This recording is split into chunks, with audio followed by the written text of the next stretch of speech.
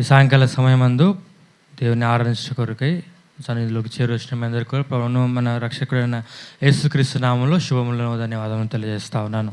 ఈ సాయంకాలం ప్రభువును ఆరాధించే కొరకై కొన్ని లేఖన భాగంలో మనము ధ్యానించుకుంటాం. రండి, ప్రకటన గ్రంథము 7వ అధ్యాయము 9వ అధ్యాయం నుండి 11వ వచనం వరకు మనం కలిసి చదువుకుంటాం. ప్రకటన గ్రంథము 9వ అధ్యాయము 7 నుండి 7వ అధ్యాయము 9 నుంచి 11 వరకు కలిసి చదువుకుందాం. అటు తర్వాత నేను చూడగా, ఇదిగో, ప్రతి జనములో నుండి, ప్రతి వంశంలో నుండి, ప్రతి ప్రజలో నుండి, ఆయా భాషలు మాట్లాడే వాళ్ళ నుండి వచ్చి ఎవడును లెక్కింపజాలని ఒక గొప్ప సమూహం కనబడెను. వారు తెల్లని వస్త్రములు ధరించుకున్న వారి ఖర్జూర మట్టలు చేత పట్టుకొని సింహాసనం ఎదుటను గొర్రె పిల్ల ఎదుటను నిలవబడి, సింహాసనాసుడైన మా దేవునికిని గొర్రెపిల్లకును మా రక్షణకే స్తోత్రమని మహాశబ్దంతో ఎలుగెత్తి చెప్పిరి. దేవదూతలందరూ సింహాసనం చుట్టూను పెద్దల చుట్టూను ఆ 4 జీవుల చుట్టూను నిలవబడి ఉండిరి. చూసి వచ్చినట్లయితే ఇక్కడ దేవునికి వాళ్ళు ఆరాధిస్తూ ఉన్నారు, దేవునికి స్తుతి చెల్లిస్తూ ఉన్నారు.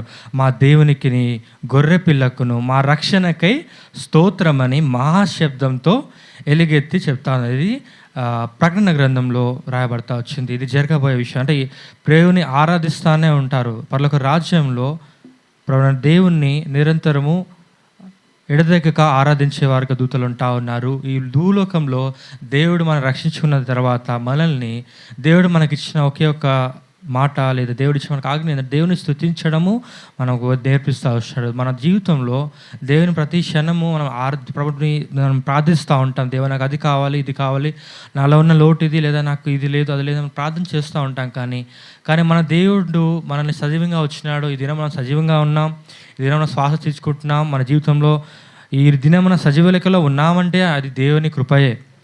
అందుని బట్టి ప్రభువును మనం ఆరాధించేవారుగా ఉండాలి. మన దేవుడు మనకిచ్చిన గొప్ప రక్షణను బట్టి మనం ఆ రక్షణ కొరకై ఆయన ఆరాధిస్తూ రావాలి. అక్కడ చూస్తూ వచ్చినట్లయితే వారు చేస్తున్న పని ఏంటంటే ఖర్జూర మంటల చేత పట్టుకొని ఆ సింహాసనం ఎదుట గొర్రె పిల్లలతో నిలవబడి వారు ఆరాధిస్తూ ఉన్నారు. ఆ స్తోత్రం అని మహాశబ్దంతో చెప్తా ఉన్నారు. అలా వారు చేయడానికి గల కారణాలు ఏంటి అనే విషయాలు ఈ దినం మనం ధ్యానిస్తాం. ఆయన చేస్తున్న కార్యాలు, యేసుక్రీస్తు వారు మానవులైన మన జీవితంలో ఆయన చేస్తూ వచ్చిన కొన్ని కారణాలను లేదా కార్యములను మనం చూసుకొని ఆయనను ఆరాధించడానికి కారణంను ఆయన చేస్తూ వచ్చిన కార్యాలను మనం చూసి ఆరాధనలోకి ప్రవేశిస్తాం. రండి, మత్తయి సువార్త 1వ అధ్యాయం 21వ వచనం. మత్తయి సువార్త 1:21. ఆమె కుమారుని కనును తన ప్రజలను వారి పాపం నుండి ఆయనే రక్షించిన గనక ఆయనకు యేసు అను పేరు పెట్టుదువనెను. చూసొచ్చినట్లయితే మొట్టమొదటిగా యేసుక్రీస్తు వారికి కలిగి ఉన్న నామం ఏంటంటే యేసు అనే నామం పెట్టబడతా వచ్చింది. ఆ నామంకు అర్థం ఏమనగా తన ప్రజలను వారి పాపముల నుండి ఆయనే రక్షించిన గనక ఆయనకు యేసు అని పేరు పెట్టబడును. మన జీవితంలో దేవుడు యేసుక్రీస్తు వారు చేసి వచ్చిన మొట్టమొదటి కార్యం ఏంటంటే మన పాపముల నుండి మనను రక్షిస్తూ వచ్చినాడు. రండి, మరొక మాట కీర్తనల గ్రంథము 51వ అధ్యాయం 5వ వచనం ఒక మాట ఉంది, తీసిన వారు చదవండి. 51వ కీర్తన 5వ వచనం. భక్తుడు సెలవిస్తున్నమాట. భక్తుడైన దావీదు తన జీవితంలో జరిగిన కార్యాలను చెప్తున్న మాట 51వ కీర్తన 5వ వచనంలో ఈ మాట రాయబడతా వచ్చింది. నేను పాపంలో పుట్టినవాడను, పాపములోనే నా తల్లి నన్ను గర్భమున ధరించెను. చూసొచ్చినట్లయితే దావీదు గురించి దేవుని సాక్ష్యం ఎంతో గొప్పగా ఉంది. దేవుడే చెప్తా వచ్చినాడు, దావీదు నా హృదయానుసారుడని దేవుడే సాక్ష్యం ఇచ్చిన దావీదే ఇక్కడ ఒప్పుకుంటా ఉన్నాడు. నేను పాపములో పుట్టినవాడను, పాపంలోనే నా తల్లి నన్ను గర్భమున ధరించింది అని చెప్తా వచ్చినాడు. దావీదంతటి వాడే అంత గొప్ప దేవుని నుంచి సాక్ష్యాన్ని పొందిన దావీదే అలాంటి మాట మాట్లాడుతున్నట్లయితే మనం ఎంతటి వారం మన జీవితాల్లో మనం చూసినట్లయితే మన పాపంను బట్టి నశించి నిత్య నరకానికి వెళ్ళాల్సిన మనల్ని దేవుడు రక్షించి యేసుక్రీస్తు వారి యొక్క నామను బట్టి మనం రక్షించి ఆ రక్తం వలన మన పాపములను మనల్ని విమోచించి రక్షణను మనకు అనుగ్రహిస్తూ వచ్చినారు. దాన్ని బట్టి మొట్టమొదటిగా మనం దేవుణ్ణి ఆరాధించాలి. రెండవదిగా దానియేలు గ్రంథము 6వ అధ్యాయము 27వ వచనంలో మనం రెండవ మాటను చూస్తాం. 6వ అధ్యాయము 27వ వచనము చదువుకుంటాం. తీసిన చదవండి. ఆయన విడిపించువాడును రక్షించువాడునై ఉండి పరమందును భూమి మీదను సూచక క్రియలను ఆశ్చర్య కార్యములను చేయవాడు ఆయనే. సింహముల నోట నుండి ఈ దానియేలును రక్షించెను అని రాయించెను. చూసి వచ్చినట్లయితే దానియేలు విషయమై దానియేలు గ్రంథంలో రాయబడుతున్న మాట చూస్తూ ఉన్నాం. 6వ అధ్యాయం 27వ వచనంలో దానియేలు పలికిన మాటలు, ఆయన విడిపించువాడును రక్షించిన వాడునై ఉండి పరమందును భూమి మీదను సూచక్రియలను ఆశ్చర్యకార్యాలను చేయవాడు ఆయనే. సింహముల నోట నుండి ఈ దానియేలును రక్షించను రాయబడతా వచ్చింది. బైబిల్ గ్రంథంలో సింహమును గురించి అనేక మాటలు రాయబడతా వచ్చింది. అలాగే సాతానుని కూడా సింహంతో పోలుస్తూ ఉన్నాడు. రండి, 1 పేతురు 6వ అధ్యాయము 1 పేతురు 5వ అధ్యాయము 8వ వచనంలో సాతాను గురించి ఒక మాట రాయబడతా వచ్చింది. నిబ్బరమైన బుద్ధి గలవారై మెలకువగా ఉండుడి, మీ విరోధైన అపవాది గర్జించు సింహం వలె ఎవరిని మృంగుదా అని వెతుకుచూ తిరుగుచూ ఉన్నాడు. చూసినట్లయితే రెండవదిగా దేవుడు చేస్తూ వచ్చిన మేలు ఏంటంటే, ఆ అపవాది గర్జించే సింహం వల్లే ఎవరిని మృంగుదునా, ఎవరిని పాతాలను తీసుకువెళ్తానా, ఎవరిని జీవితం నాశనం చేస్తానా, ఎవరిని పాపంలో అలాగే జీవించి నరకాగ్నికి పాత్రంగా చేస్తానని వారు వెతుకుతూ ఉన్నాడు. వారు మన జీవితంలో ప్రతి క్షణము కూడా మనం పాపంలోనే ఉండాలని, దేవుని రక్షణను మనం అంగీకరించకుండా అలాగే ఉండిపోవాలి, మన జీవితం నాశనం అయిపోవాలని ఆ సింహం వలె గర్జించిన సింహం వల్ల సాతాను మనం వెతుకుతూ తిరుగుతూ ఉన్నాడు. వారి నోటి నుండి మనను ఆయన రక్షిస్తూ వచ్చినాడు. ఆ గర్జించిన సింహమైన సాతాను నుండి ఆయన మనల్ని విడిపిస్తూ వచ్చినాడు. అలాగే కీర్తనల గ్రంథము కీర్తనలో 22వ అధ్యాయం 21వ వచనంలో కూడా మరో మాట సందర్భం రాయబడతా వచ్చింది. 22:21 సింహపు నోటు నుండి నన్ను రక్షింపుము, గురుపోతుల కొమ్ముల నుండి నన్ను రక్షింపు. చూసినట్లయితే సింహము నోట నుండి నన్ను రక్షించుము. ఇక్కడ దావీదు ప్రార్థన చేస్తా ఉన్నాడు. సింహము నోట నుండి అయితే సాతాను నుండి నన్ను రక్షించమని ప్రార్థన చేస్తూ ఉన్నాడు. అలాగే తిమోతికి రాసిన పత్రికలో తిమోతికి రాసిన 2వ పత్రికలో కూడా మరొక సందర్భము రాయబడతా వచ్చింది. 2వ పేతురు రాసిన 2వ పత్రిక 4వ అధ్యాయం 17వ వచనంలో ఒక మాటను చదువుతాం. అయితే నా ద్వారా సువార్త పూర్ణముగా ప్రకటింపబడు నిమిత్తము అన్యజనులందరూ దాన్ని విని నిమిత్తము ప్రభువు నా ప్రక్క నిలిచి నన్ను బలపరిచిన కనుక నేను సింహము నోట నుండి తప్పింపబడితేని. చూసి వచ్చినట్లయితే ఇక్కడ అపోస్తులైన పౌలు సాక్ష్యం ఇస్తూ ఉన్నాడు. తిమోతితో, తన ఆత్మీయ కుమారుడైన తిమోతితో భక్తుడైన పౌలు ఆయన సాక్ష్యం ఇస్తూ ఉన్నాడు. ఆయన సువార్త ప్రకటిస్తున్న దినాములలో దేవుడు ఆయన పక్కన నిలిచి చేస్తూ వచ్చిన గొప్ప కార్యముల గురించి ఆయన సెలవిస్తూ వచ్చిన మాటలు ఇవి. మొట్టమొదటిగా దేవుడు మనకు చేసి వచ్చిన కార్యం ఏంటంటే, ఆయన మన పాపముల నుండి మనం రక్షిస్తూ వచ్చినాడు. రెండవదిగా సాతానుడు సింహంతో పోల్చబడతా ఉన్నాడు. ఆ సింహము ఎప్పుడు ఎవరిని మృంగుదనాన్ని గర్జించే సింహం వల్ల తిరుగుతున్న సాతాను నోట నుండి ఆ చెర నుండి మనం విడిపించిన వాడిగా ఉన్నాడు. అలాగే రండి, మూడవదిగా మరొక మాటను చూద్దాం. 34వ కీర్తన 6వ వచనం. 34వ కీర్తన 6వ వచనంలో మరొక మాటను చూస్తాం. ఈ దీనిని మొరపెట్టగా యెహోవా ఆలకించెను, అతని శ్రమలన్నిటిలో నుండి అతన్ని రక్షించెను. చూసొచ్చినట్లయితే మూడవదిగా ఈ దీనిని మొరపెట్టగా యెహోవా ఆలకించెను, అతని శ్రమలన్నిటిలో నుండి అతన్ని రక్షించను. చూసినట్టే మన జీవితాల్లో వ్యక్తిగతంగా, కుటుంబంగా, సంఘంగా మన జీవితంలో శ్రమలు అనేవి సర్వసాధారణంగానే వస్తూనే ఉంటాయి. కానీ ఒక్కొక్క పరిస్థితుల్లో మనం తట్టుకోలేనంతగా శ్రమలు వస్తూ ఉంటాయి. ఎన్నో శ్రమలు మనం చుట్టుకొని ఉంటాయి. ఎన్నో పరిస్థితులు మన గుండా మనం వెళ్తూ ఉంటాం. కానీ మన దేవుడు మనం చేయవిడిచేవాడు కాడు. మన శ్రమలన్నింటిలో మనం విడిపించే దేవుడిగా మనకు ఉన్నాడు.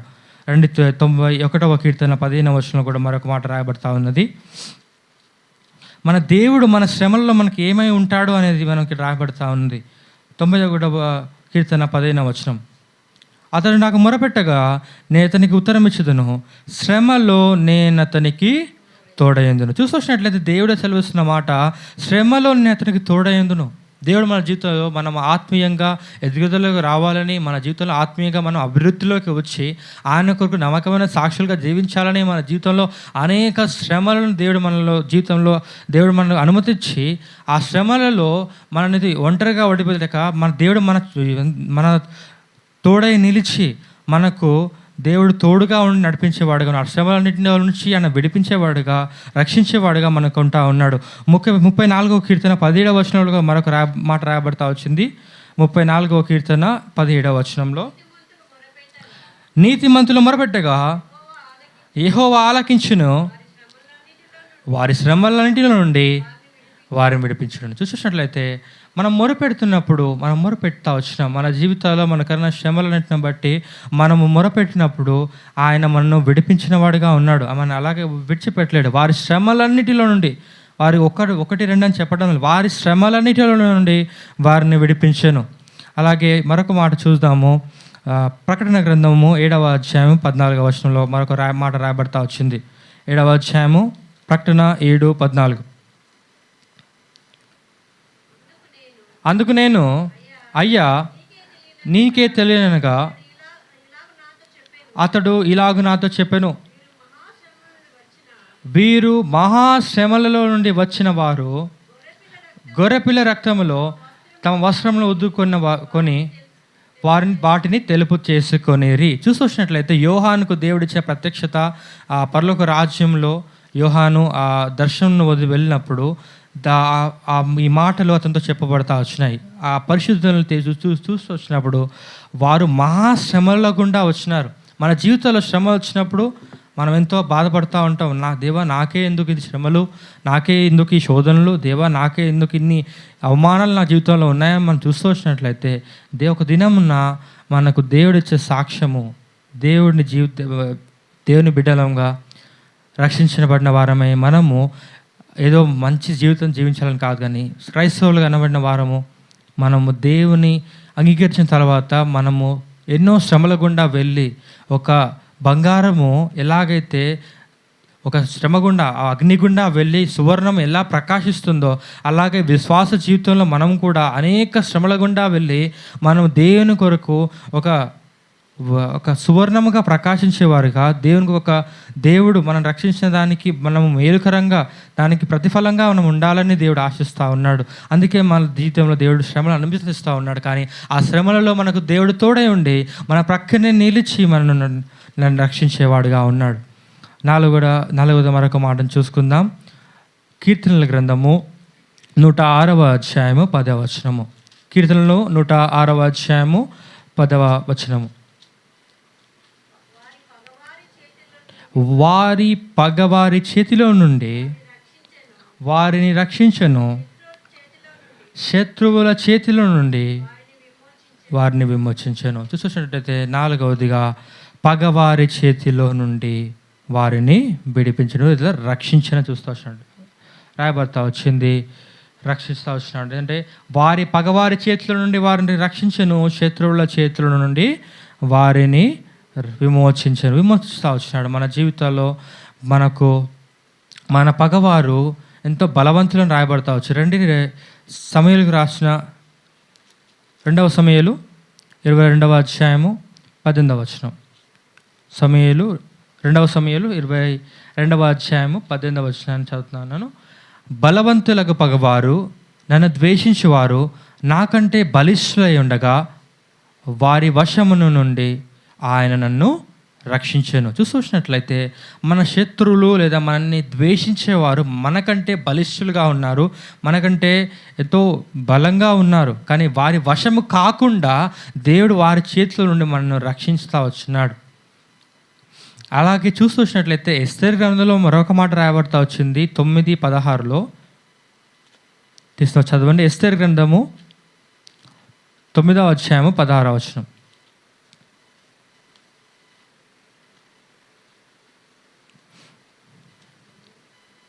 9వ అధ్యాయం 16వ వచనం.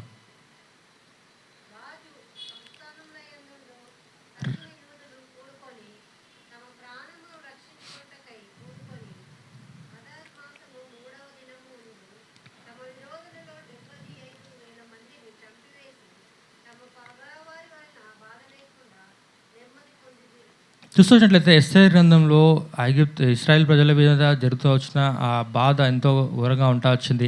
వారి పగవారి వలన కలిగిన బాధలను లేకుండా వారు నెమ్మది పొందుతూ వచ్చినారు. ఆ సందర్భం అక్కడ చూస్తూ వచ్చినాం. చూసినట్లయితే ఈ 4 మాటలు మనం చూస్తూ వచ్చినాం. మరొక మాటను చూసుకొని మనం ఆరాధనలోకి ప్రవేశిస్తాం. 2వ సమూయేలు 22వ అధ్యాయం 4వ వచనం. చివరిగా మరొక పాటను చూసుకొని మనం